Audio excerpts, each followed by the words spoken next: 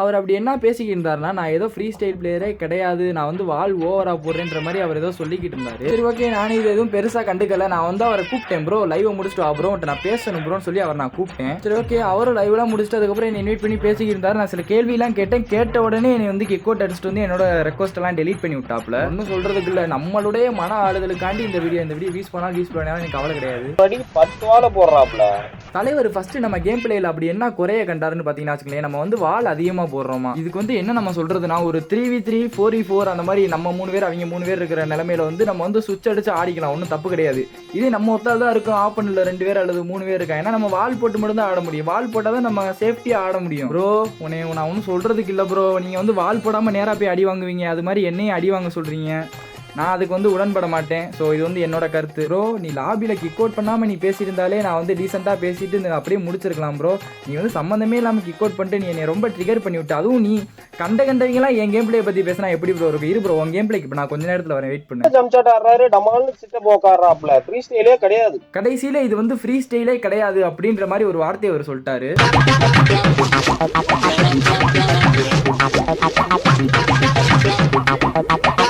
நம்ம தலைவர் வந்து என்ன நினைச்சிட்டாருன்னு பாத்தீங்கன்னா, இந்த சுவிட்ச் பண்ணி ஆடுனா மட்டும்தான் அது பேர் ஃப்ரீ ஸ்டைல் அப்படின்ற மாதிரி அவர் வந்து நினைச்சுக்கிட்டு இருக்காரு. ஃபர்ஸ்ட் ஃப்ரீ ஸ்டைல்னா என்னன்னு எனக்கு புரிஞ்சுக்கிட்ட அளவுக்கு நான் ஃபர்ஸ்ட் உங்களுக்கு கிளியர் பண்றேன். ஆனா இவர மாதிரி சுவிட்ச் பண்ணிக்கிட்டே இருந்தா மட்டும் அது வந்து ஃப்ரீ ஸ்டைல் ஆயிராது, அதை மட்டும் நான் கன்ஃபார்மா சொல்லிடுவேன். அப்புறம் ஃப்ரீ ஸ்டைல்னா என்னன்னு பாத்தீங்கன்னா வச்சுக்கோங்களேன், இந்த சிட்டப் ஷாட் பிரேசிலியன் ஸ்டைல்ல வந்து ஒரு ஜம்ப் ஷாட் இருக்கு, அதுவுமே ஆடலாம். அது மட்டும் இல்லாம இந்த மாதிரி சுவிட்ச் பண்ணி ஆடுறது, இந்த இன்வென்டட் வால் போட்டு ஆடுவாங்க பாத்தீங்களா, அது எல்லாத்தையுமே ஒரே வேலையை மட்டும் பார்க்கணும். ஒன்று சுவிட்ச்னா சுவிட்ச் மட்டுமே பண்ணிக்க கூடாது, வால்னா வால் மட்டுமே போட்டுக்கூடாது, ஜம்ப்ஷாட்னா ஜம்ப்ஷாட் மட்டுமே ஆடிக்கிட்டு இருக்கக்கூடாது.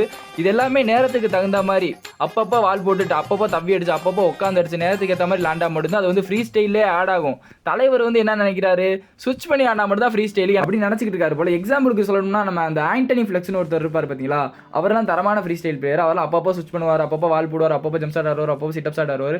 இதுதாங்க ஃப்ரீ ஸ்டைல். இவர் வந்து சுவிட்ச் பண்ணிட்டு அதை வந்து ஃப்ரீ ஸ்டைல்ன்றாரு. அப்படி ஆடுற பிளேயர்ஸ் ஃபுல்லாக என்ன இவர் இது ஃப்ரீ ஸ்டைலே கிடையாதுன்றாரு.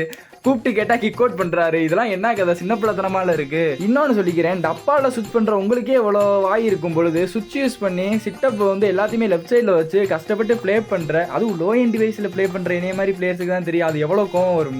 நீ என்னன்னா ஐபோனை வச்சுக்கிட்டு அதுல மேக்ரோ வேற எனேபிள் வச்சுக்கிட்டு டப்பால சுவிட்ச் பண்ணிக்கிட்டு தெரியுறேன். சரி ஓகே, எனக்கு இப்போ கொஞ்சம் மனசு திருப்தியா இருக்கு, நான் வரட்டுமா? ப்ரோ நீ ஏதாச்சும் சொல்ல விருப்பப்பட்டேன்னா வச்சுக்குவேன், இந்த வீடியோ நான் போடுவேன், அந்த சேனலே நீ வந்து கமெண்ட் பண்ணலாம், ஒன்றும் தப்பு இல்லை.